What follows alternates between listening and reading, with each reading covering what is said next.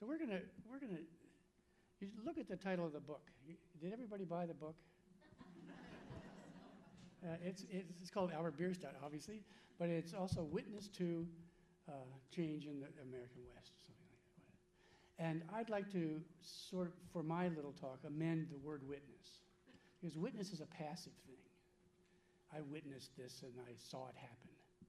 But I'm here to say that there was a touch more, maybe, and I'm not a totally believable person, but there's a touch more of agency. There's a touch more of activity. There's a touch more of proactiveness in what we see in Bierstadt's work and in the energy behind his work. And so the title of my talk is Art and Agency, and it relates to this thing we call conservation today and the conservation ethic. So we think, as Laura said, of Bierstadt as being a big landscape painter, giant, monumental, epic pieces, and he was known as a grand manner painter, and his paintings were seen by audiences as machines, they called them in the 19th century. These are living historical paintings, even though they're about trees and rocks. And people used to come to exhibitions of these paintings with opera glasses and study the details in them, and they became sort of reality to them. But when you look at this fabulous painting called Sierra Morning, loaned to us by the Gilcrease Museum, it's a typical 1870s Bierstadt landscape and what we expect of Bierstadt, as Laura said. I want you to look at it, and we'll talk a little bit about this, his training in Dusseldorf. He was there for 4 years, 3.5, 4 years, and he studied with a guy we're going to meet, a guy named Achenbach, Andreas Achenbach. And Achenbach and the Dusseldorf painters had sort of a formula for presenting American landscapes. And the first was a theatrical stage. So if you look in Bierstadt's big landscape, there's usually something happening in the foreground. Here it's some elk who perked up their ears, they've heard something, but there's something that animates that scene. The second is a middle level of the painting, which is, although dramatically lit, is realistic. You could expect to see a waterfall like that in nature, and there isn't a waterfall like that. I've stood under that peak. I've even climbed most of that peak, and there's no waterfall there, and there's a very small lake. And the third level is what got Bierstadt criticized very often, was this ethereal world that is unimaginable to us mortals. And one art historian, there's not a light on this podium, but anyway, he said that this gave the American people, this third level, gave the American people the possibility of ecstatic participation in a divinely animated world. And to my way of thinking, Bierstadt gives his nation, and this was a nation torn apart even more than today, with civil war, but it gave them revealed an American covenant with God. That there was a special Americanness about wilderness that gave us a relationship to a divine reference to nature. And so when we look at these paintings, they're very complex. There's something going on that's human scale in the foreground. There's something that we might imagine to have seen in nature, and then there's this other dimension beyond our expectations. Now, a lot of people have talked about Bierstadt as being a fantasy painter. Did landscapes that we couldn't imagine, and there are paintings, and there are dimensions of the painting we just saw that we wouldn't expect to see. And yet, if we look at these early paintings of Yosemite done in 1863 in the field, 2 years before, in 1862, a guy named Carlton Watkins, who was a famous California photographer, went into Yosemite in the late 50s, and he started producing these big pictures. And you can see a photograph by Watkins of Cathedral Peak, the cathedral spires, and El Capitan on the right. And then you look at Bierstadt's field study, a painting from the Boston Museum below it, a small study, and you can see that he wasn't making this stuff up, that it actually did look like that. And even when he paints a grand painting looking down the Yosemite Valley, that's in the Birmingham Museum, he still has these actual references to specific elements of nature. So not all, but some were fantasies for Bierstadt. This exhibition is 3 parts, as I said last night if you were at the opening.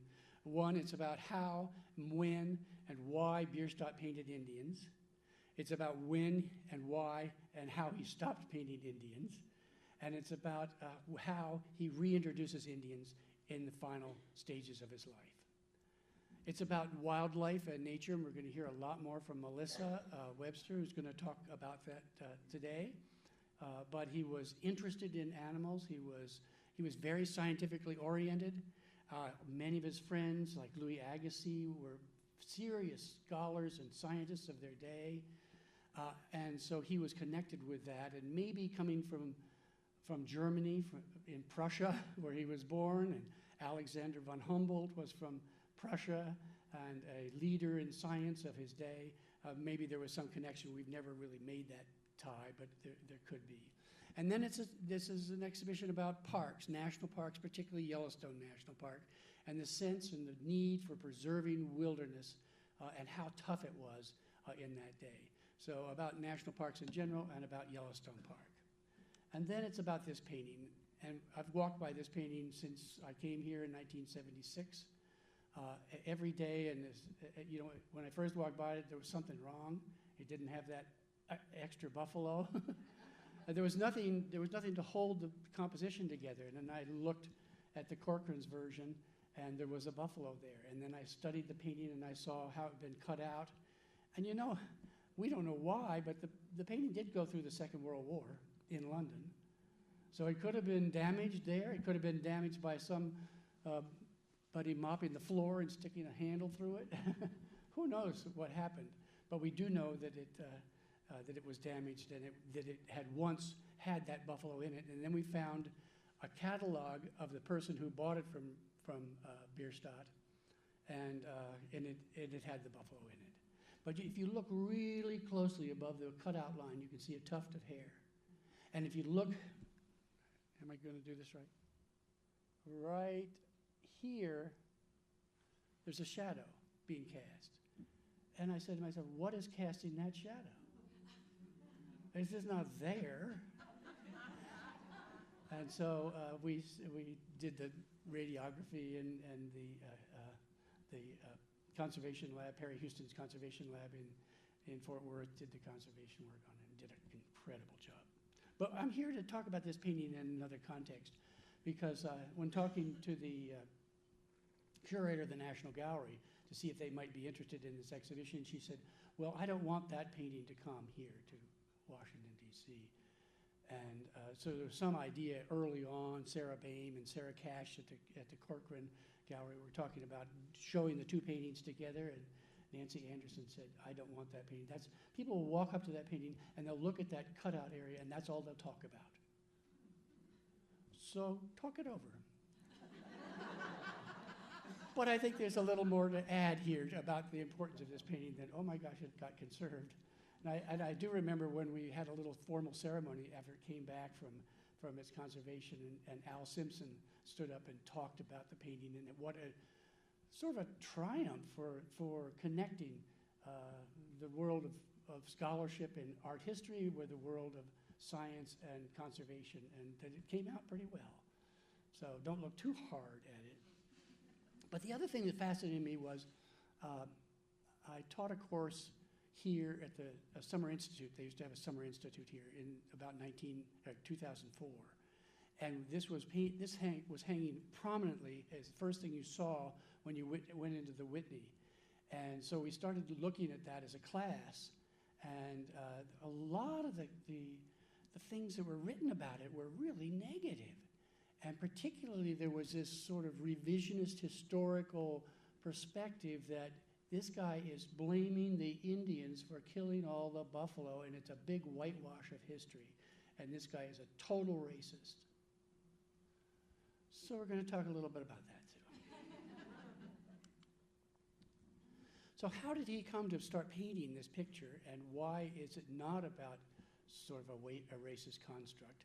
And that was that Bierstadt was a sportsman and a hunter. He rode on horseback all the way from practically St. Joe, Missouri to the Wind River Mountains and back. You got to be a little robust to do that. Long before the Transcontinental Railroad in 1859. And so he was a hunter and a sportsman, and he went to New Brunswick, Maine, or the Maine-New Brunswick border, and he went hunting for moose, and this bull moose came out of the woods, and he was standing there ready to shoot this thing, and he said, "This is the most magnificent animal I've ever seen." He handed the rifle to his guide. He said, "I can't watch." "You shoot it." Well, when it came back and the rack was measured, it got itself entered into the Boone and Crockett records, and, well, it wasn't a Boone and Crockett record book then, but the group that was organizing the Boone and Crockett, and they ultimately said, "This guy is a champion hunter. He really knows how to bag the big game." Okay, so that's the first story, and he painted 3 different versions. We have one here, but he painted 3 different versions of that moose. He was so proud of it.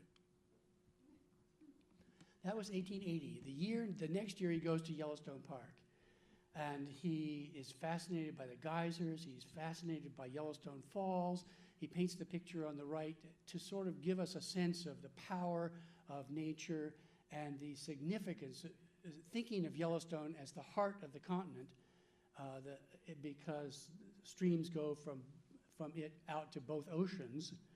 Here is this powerful falls nourishing the hinterland with its volume of water, and if you notice the diaphanous clouds on the hillsides above, but not revealing all of God's creation, giving you a little bit of thing to imagine and think about in that regard. Well, he was thinking, as the people who put together the National Gallery exhibition, he was thinking about money. And where do you go for money? You go to the White House. It's no different today. And he talks to Chester Arthur, and he says, "I brought back some pictures from Yellowstone Park," and Arthur accepts them as loan to the White House to put in his presidential library. Can you imagine what's in your presidential library today? A giant flat screen with Fox News. In that day, it was Bierstadt paintings, and you can see this painting on the right hiding behind the owl there. And the other painting that I showed before of the geyser, it was out in the hallway at the White House. And Chester Arthur walked by these paintings every day, and he said, "Someday I just got to go out there and see the real thing." And so he put together a trip. And it was the most publicized presidential vacation in the 19th century, at least, of maybe ever. The retinue of photographers and press were 3 times the size of the retinue that were protecting the president. And so it was very well publicized. And one of the conclusions that he made during his visit, President Arthur, was that, we never saw any real animals. They say there's some buffalo, but they never come around, and we saw a few. And they say there's a lot of elk, but they're all up in the trees. This was in August. And so we just didn't see any. And he made that sort of public statement, and a lot of the press picked it up and said the same thing. So that's 1883, I think, is his trip. 1884, it's being publicized. In 1887, these 2 guys come together, Roosevelt and Grinnell. You know who Roosevelt is. But Grinnell was the editor of Forest and Stream magazine. So they come together, and they form this thing called the Boone and Crockett Club. And you can see there was formed in New York City, and mostly New York wealthy men were invited to be members of this. But on the top list of charter members is Albert Bierstadt. Can you see his name there on page 2? And page 6 gets to the actual business of the Boone and Crockett Club. It's first matter of business. And you can't read it, but it says, I can't read it here either. It says that we have to start doing something to preserve the remnant herd of buffalo in Yellowstone National Park. We already realize that most of the buffalo in the country have gone, but there was 200 or 300, 400 maybe buffalo in the park, and they were being poached to death. And so we have to preserve that wildlife that President Arthur had mentioned and do something about it. We have to get Congress to act. That's 18 1888. So this guy Roosevelt has a big political voice. This guy Grinnell has a big editorial voice. What kind of voice does a guy like Grand Manor Albert do? What does he have to do? And he says, I'll paint a painting. I'll paint a big buffalo hunt, and I'll celebrate. Uh-oh. Sounded like an avalanche. I'll paint a big painting that celebrates the Native American in Yellowstone. You know, the Crow Indians, as you mentioned, I think, they owned it until 1868 treaty, and they were run out when it became a park. We don't want you Indians in here. And so he reinvests them there. And it's about buffalo, and what happens to the Indian happens to the buffalo. And so if you were riding the ferry to Staten Island during the summer of 1888, you would see Albert Bierstadt coming and going. In the morning going, coming back in the afternoon. Buffalo Bill had his Wild West show in Aristina. And he went to see buffalo and Indians at the Wild West show.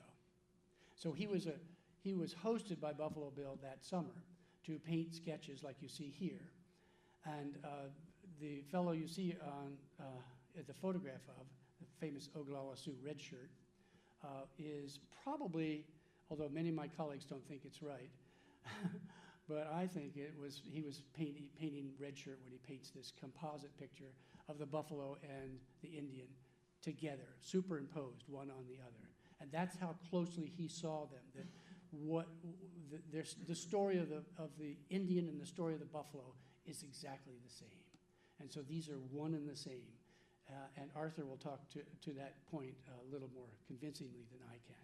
But this is a seminal picture in the exhibition, so take a close look at it. And this is one of two versions. This is the National Gallery's version that he produced as a result of spending the summer at the Wild West show. And Buffalo Bill had a closet just for him to keep his art supplies, so all he had to do was come over every morning and go back. And that went to Paris to be in the World's Fair and put into the World's Fair art exposition building in the American wing. And as Laura said, the New York jury didn't like it. It was too big. It wasn't his best work, they said, blah, blah, blah. And so he was a Chevalier of the Legion of Honor, conferred on him, a title conferred on him by the King of France.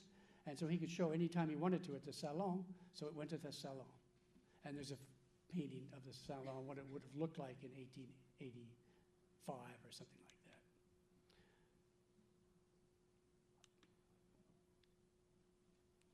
that. After the Salon closed, he took it downtown and in Paris, in the center of Paris, and put it on display at the Valadon Galleries, a commercial gallery. And two fellows who had met Bierstadt and the Buffalo Bill show during that past summer came downtown because they heard it was hanging there, and they hadn't seen the finished painting, and they saw it, and they said, oh my God, and they went back to Wild West show, and they brought all their Sioux cronies out, 25, 30, 40 of them, I don't know, and they were all standing around this window looking at this painting and saying, oh my gosh, this is incredible. And some New York Times stringer heard about it. They were raising such a ruckus down there. And he went and interviewed the fellow who's standing next to Buffalo Bill in this photograph. His name was Rocky Bear. Oh, and by the way, that's red shirt there. And by the way, Rosa Bonheur's in the picture, and her dealer, Roland Nodler's in the picture. And Buffalo Bill's there, too, looking dwarfed by Rocky Bear. And they were invited out to Fontainebleau, and she painted them at her estate in Fontainebleau and painted Buffalo Bill, and that portrait is in the exhibition, too. But the important thing is that the New York Times guy interviewed Rocky Bear, and he said, what are you doing here? And Rocky Bear said, well, this Bierstadt man, he's incredible. He is a master. I've got to meet him again and tell him what he's telling us. And he said, this is a summation of who we were, who we used to be before we sold all our land for whiskey to the white man. This is who we were. This was a grand moment in our history. Thank you, Mr. Bierstadt, for preserving this moment for us. And it tells the story of that other portrait and the buffalo together. It says what in Bierstadt's mind at least, what happens to the Indian happens to the buffalo, and that it wasn't a synergistic relationship, but it was a natural relationship. Here in the foreground is, if you don't look closely, you don't see it, it's a dead Indian and a dead horse. So the horse culture that enabled them to be great hunters of the buffalo and then dependent socially, economically, spiritually, everything else on the buffalo is now dying together. And this centerpiece is the moment of destiny, the moment of determining.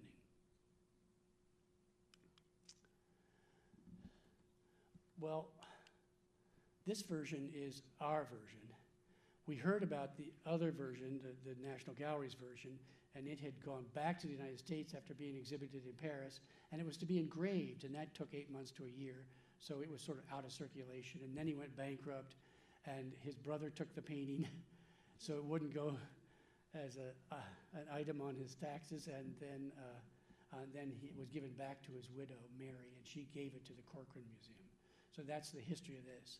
Our painting was bought in London in 1891 at the Hanover Gallery, and it was purchased by this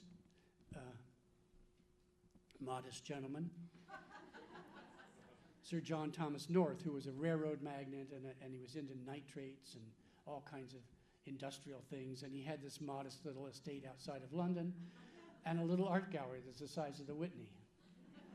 And so he bought the painting and put it there, and we have his estate sale, which shows that was the painting that had the other buffalo in it, and that Harold McCracken and Cornelius Vanderbilt Whitney, at the opening of the Whitney Gallery, said, we have to retain that. And Mr. Whitney gave Dr. McCracken some additional money to acquire that painting, along with several others. I mean, the Whitney cost $250,000 to build. When Mr. Whitney came to the opening, he liked it so much, what Harold had done, that he gave him another $250,000 to buy art. Have a field day, Harold. And he did. But anyway, it had belonged to this fellow for quite a while. So that's the story of those two paintings, sort of in a nutshell. So let's see where Bierstadt's story starts. And it starts as an artist in New Bedford, and he starts painting, and his mom and dad think he has some talent, and they send him over to study with his uncle, Peter Hassenklever, or something like that, who's an instructor at Dusseldorf, and so he's going to go meet Uncle Pete and have some lessons at the Dusseldorf Academy. During the boat ride over, Bierstadt lands on the shores of Germany and finds out that Uncle Peter just died. So he has to sort of make his own way. He doesn't have a lot of money. He doesn't have a place to stay. And this guy, Achenbach, is the premier painter of Dusseldorf, landscape painter. And so Bierstadt looks to him. He didn't ever take classes with him, but he looks to him as a model. And you can see in this model, sort of just a sample painting, there's just been a shipwreck and at sea, and the clouds are parting. God has divined to save the people in the foreground. So there's a little narrative in the foreground. There's some realistic bluffs, and then there's the divine presence in the background. So this is the kind of painting that would have inspired him. He also meets a couple of American painters, Worthington Whitridge. He lives with Worthington Whitridge, who's a landscape painter, and they paint in Italy together. And Whitridge, when he comes back, sort of joins the ranks of the Hudson River School painters. But it's kind of interesting that, and you'll see this in some of Bierstadt's paintings, that Whitridge's view of nature is very Thoreauian. And if you want to find God, you need to go to nature. You don't need to go to your church. You need to go to nature and find the essence. And so he constructs paintings like the one you're looking at, which is nature's cathedral. And God is present there, and that's where you find divine inspiration. There were some more down-to-earth guys like Emanuel Leutze, and he was very interested in American history and making history and manifest destiny. And this is a painting he did in 1861 after going to Colorado for a summer to sketch. and it's called Westward, the Course of Empire Takes Its Way. It wasn't really Bierstadt's thing, although Bierstadt often is referred to as a defender of manifest destiny. And he did know him. So some of the historical foundation for Bierstadt comes from his friend Leutze. And it's an interesting connection. And then there's an Indian painter there from St. Louis, and his name is Carl Weimer. And Weimer is painting these scenes that are very much Leutze-esque, but with inserted Indians. The pioneers crossing the prairie, the savage Indians attacking them, and oh my God, are we going to make it? Are we going to be able to spread our Christian ethos into the American West and claim the West for Jesus? No. Not with these Indians in the way. And if you don't think this is a Christian picture, look at this.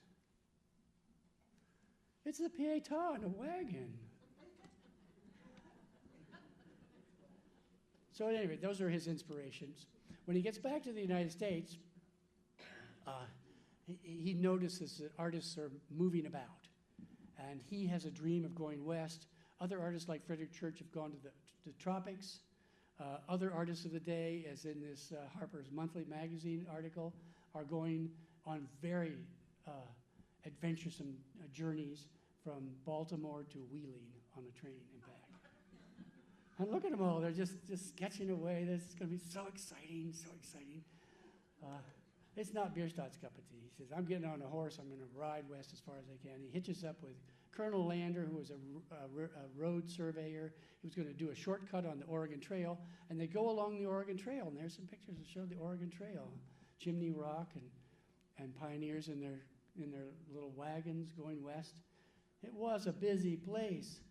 There were 20,000 people on the Oregon Trail that summer. They had mail service on the Oregon Trail by that date.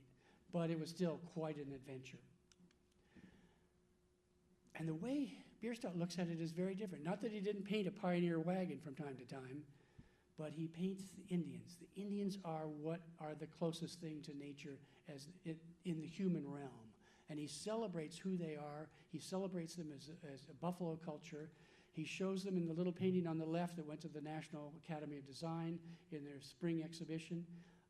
He shows them camped along the Platte River. He shows them breaking their camp in the morning light, and he shows them as people in search of buffalo, and that makes that connection from the very beginnings. He goes on to Fort Laramie. He's a photographer. Both his brothers were professional photographers, Charles and Edward, and he carries a stereoptic and camera with him on this adventure, and that's a photograph that Bierstadt took. And he makes sketches like the one below it, and then he comes back to his studio and paints a finished version of it in his studio. When they round the bend over at the end of the Sweetwater River, go over South Pass and head up toward the Wind River Mountains on the west side, they meet a troop of 600 or 800 Shoshone Indians led by a guy named Washakie, Chief Washakie. And this is a painting, he had two other artists with him. This is a painting by a fellow named Frost, who was also with him. But it shows the procession of the Indians coming in. And Lander is a master in making Indians feel welcome with his presence. And so Bierstadt gets that same kind of sense that we need to be united in a way with Indian people. He paints this scene, this portrait of Washakie and Lander together, which is in the exhibition. And then he collects all these sketches, many of which Laura showed us, and he brings them back to his studio in New York, and he paints their smaller versions, that you see on the right, and they're just exquisite pieces. They're painted in the early 60s. One showing a Shoshone family camped under the shadow of the Wind River Mountains, and that's Lander's Peak in the background. So you can see, wasn't one of your people saying that you couldn't see the mountain from, didn't you say that, Laura? Am I making that up?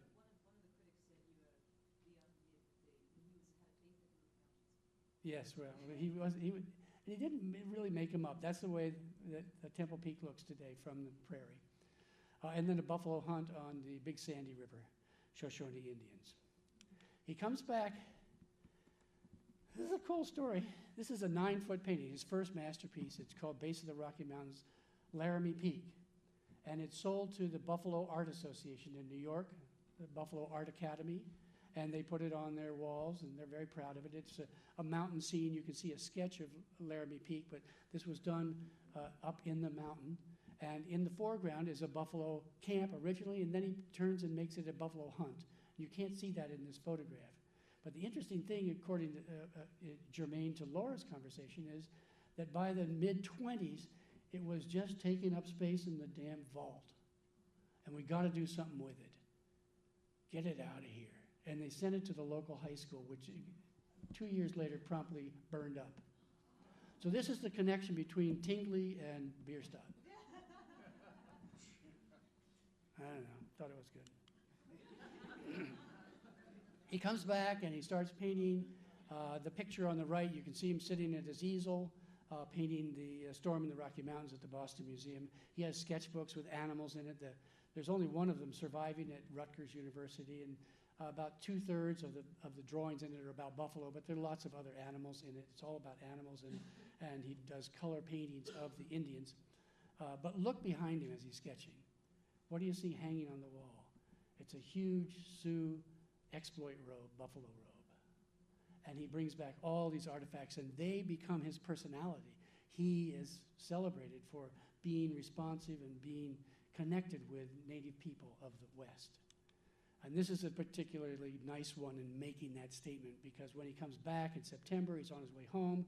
They stop for a week on the Wolf River in Kansas, and he paints the Kansa Indians.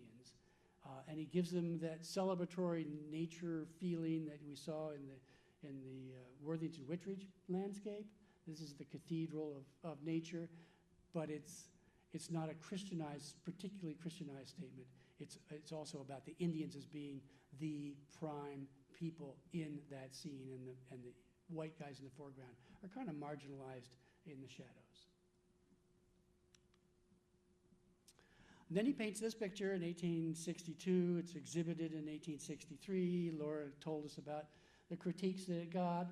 One of them was from Jarvis, just to add to your quote, and that is that, Al, you can't do this.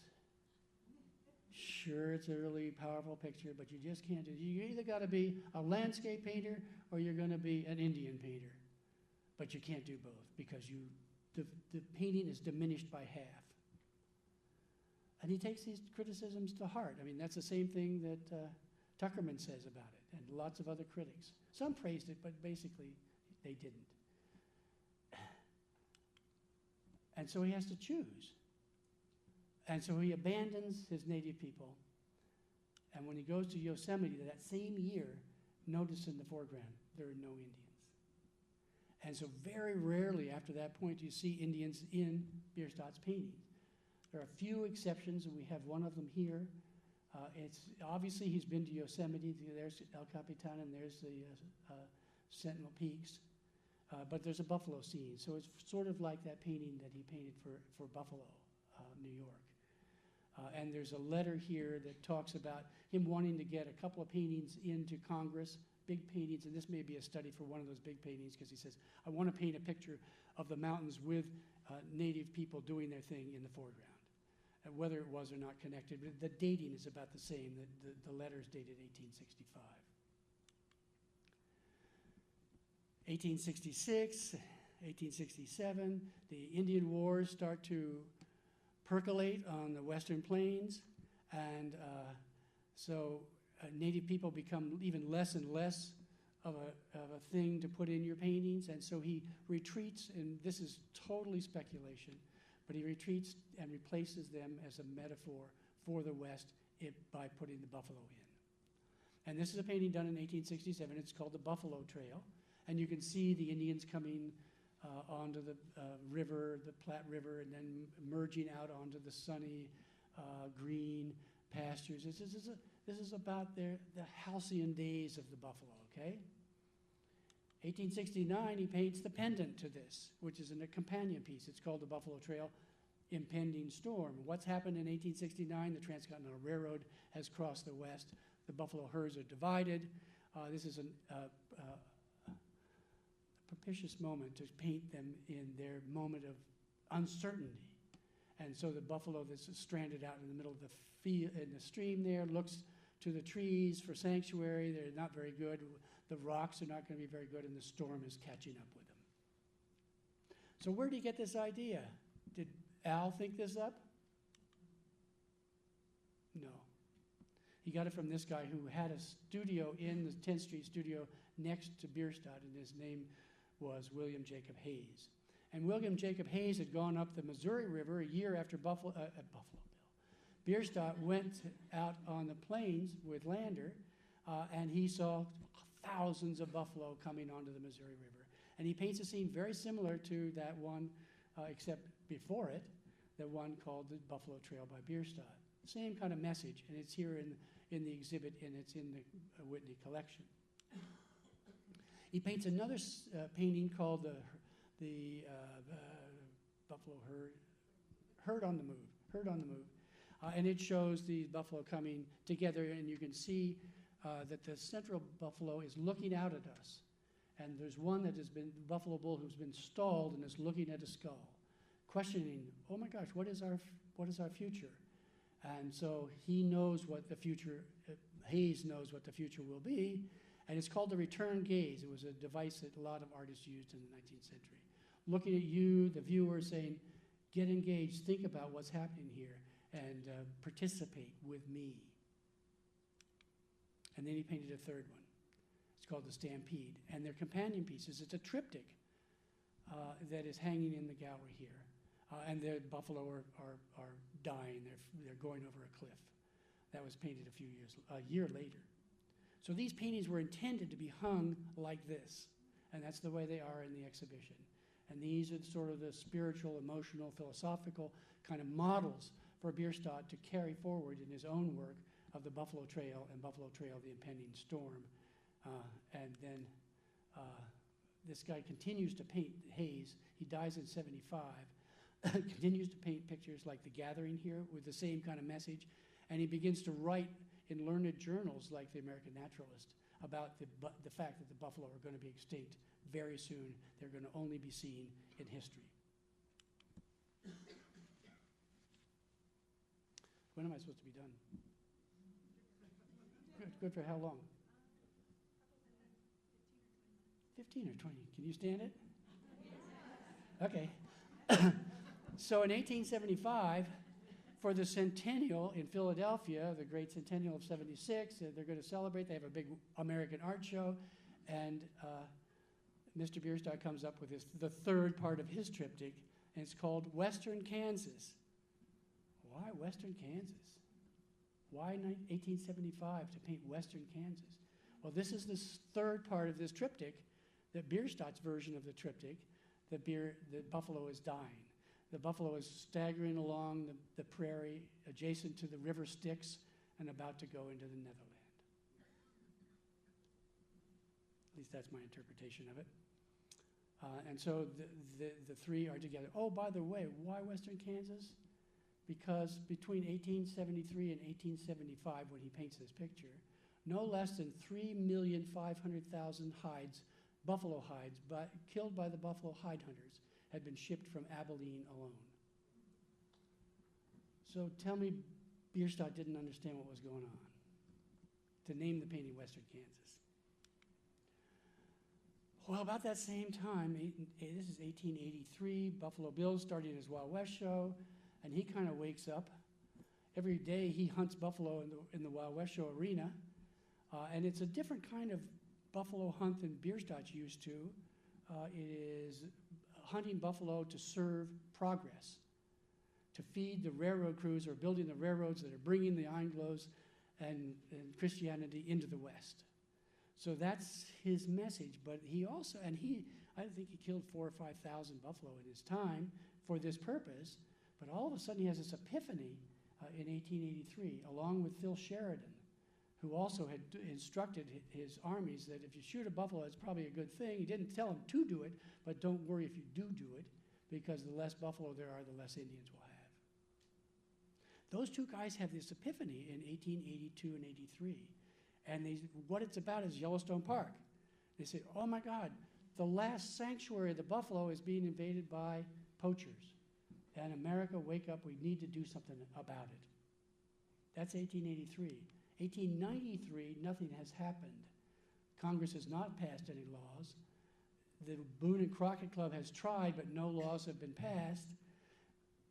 In 1893, when Frederick Remington goes to Yellowstone Park for the first time and writes an article called Policing Yellowstone, it's about Captain George Anderson, this guy here, and a fellow named Felix, I can't think of his last name.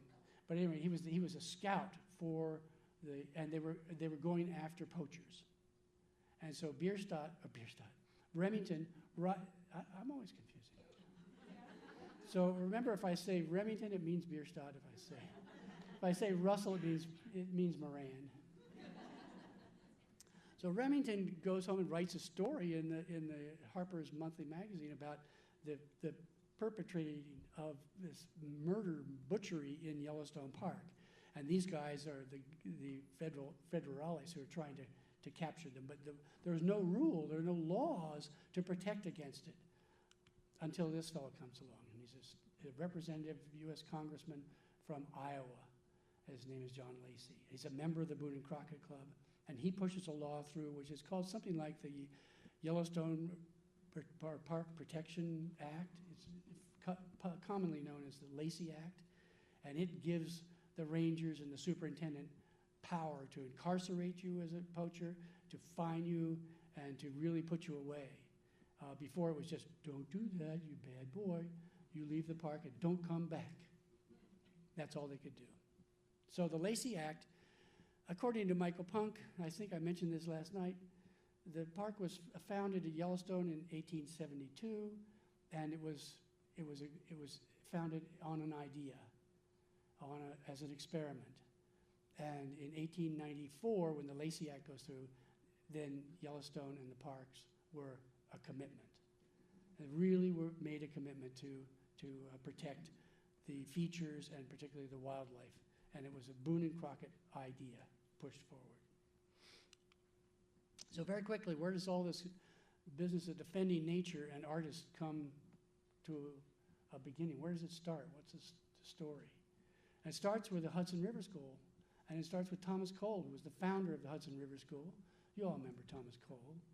And in 1838, he writes an essay for the American Monthly magazine, and it's called An Essay on Landscape Painting.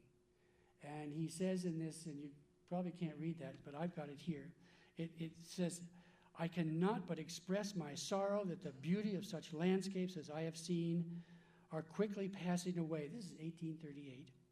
The ravages of the axe are daily increasing. The most noble scenes are made desolate, and oftentimes with a wantonness and barbarism scarcely credible for a civilized nation. Pretty powerful comment. The sketch you saw there was for the Oxbow of the Connecticut River. And what's interesting is that germane to my conversation is that the artist is inserting himself as an agent for change, as an agent for protecting the wilderness and for protecting our sublime world that will be over-civilized very soon. And there are two things happening in this big painting that's at the Met. One is here and here. A white umbrella, a little pedestal for the guy to sit, and his art supplies, and down the hill a little ways is an artist. These are in between. These artists are on the cusp of both these worlds. One civilized world, the farms are coming in, and if you look in the background, on the hillside in the back, you see stripes on the hillside. That's clear cutting. What were they clear cutting the forests of Connecticut for? For the tanneries. That's what they were harvesting the buffalo hides for tanneries, to make into industrial belts to run New England and English industry. And already way back in the 30s, they were cutting down the forests of Connecticut to run the tanneries, which polluted the rivers and deforested the hillsides. And coal is right on top of it. telling America to wake up. Of course they don't. This guy, 2 years later, he goes west, Mr. Catlin, and he writes the same thing in 1838, that this is such a unique and unequaled paradise, unequaled wilderness, that we must pass a law to make the West our first national park. And in it will roam freely the native people and the buffalo and the wildlife. That was a wishful thought. And then comes Mr. Moran. Thomas Moran painted this big picture for Congress. And was he an agent for change? Yeah, he really was. His watercolors went to Congress and were circulated with photographs by W.H. Jackson and the Ferdinand Vanderveer Hayden report around Congress, and they all saw these things, and they saw the beauty of the park revealed in Moran's watercolors, and they said, yes, we need to preserve it. And so they set aside this thousands of millions of acres here in Wyoming and Montana for that purpose. Bierstadt was asked to go instead of Moran, but he said he was too busy painting a big picture for a guy named Collis Huntington, who was one of the railroad magnates who built the railroads, the Union Pacific Railroad. And so he was busy that summer, so they hired Moran instead. But my contention is that Bierstadt had a particularly vital role in the establishment of Yosemite. We think of Yosemite as, I don't think it was founded until 1906 or something by Theodore Roosevelt, but it was really established in 1864 by signature of Abraham Lincoln. It was federal land set aside for public enjoyment. It just was going to be administered by the state of California, and they did a miserable job. But at least the intention was there before even Yellowstone. So he makes these sketches, and he travels not with a photographer like Moran did with Jackson. He travels with the travel writer of Fitzhugh Ludlow, who was his best friend and whose wife he married. And that sketch, along with the big painting that Laura showed us of the Rocky Mountains, Lander Peak, were shown in the Sanitary Fair in New York in the summer, June of 1864. You can see in the photographs, oops, what did I do? In the photographs, you can see Church's big painting. He was his Bierstadt's competition, the Heart of the Andes, hanging directly across from Bierstadt's painting of Lander Peak. And in the background is Emanuel Leutz's washing and crossing the Delaware. So what's a Sanitary Fair? They were fundraisers for the Union soldiers, for the wounded Union soldiers. And so Bierstadt exhibits the big painting.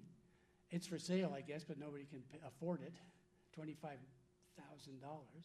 But he also exhibits that little sketch that he made in Yosemite. And it goes for sale for the highest price of any painting sold in the Sanitary Fair that summer. I think it was $1,600, but that's quite a bit of money. And it's a gift to the Union cause. And so the money is given to the Union soldiers and to the hospitals. It was sort of the first Red Cross kind of a thing, a fundraiser. There was one in Chicago, one in Philadelphia, Boston, even way out in San Francisco they had one. And all these, but he made, it was a big puff in the papers. And you know who bought it? James Lennox. And you know who James Lennox was? The second wealthiest man in New York after John Jacob Astor. And Lennox had this little library on Fifth Avenue, which you see there. And the Lennox Library and the Astor Library were later combined to make the New York Public Library. So this guy was a big deal. When you sell a painting to Mr. Lennox, it's like selling a painting to Astor. That's part of the story. Second part of the story is in March, April, his friend, travel writer, Mr. Ludlow, writes an article called 7 Weeks in Yosemite. And he talks about Yosemite as the original Garden of Eden. The original Garden of Eden, my gosh. We need to preserve that, don't we? I think so. And he says, this is a cool quote, "This is the sacred closet of nature's self-examination." Notice, do you see a little highlighted area in the letter? Can you read what it says? It says, Star King is dead, exclamation point. Oh my God. Star King was the hero of California. Star King was the champion of Yosemite. The first person to meet Bierstadt and Ludlow when they got off the stagecoach in 1863 in San Francisco was Star King. He was a Unitarian minister, and he was the minister of saving the wilderness and of saving Yosemite. And he died. He was the last person to say farewell when they got on a boat to come back to New York, and Bierstadt had gotten the message.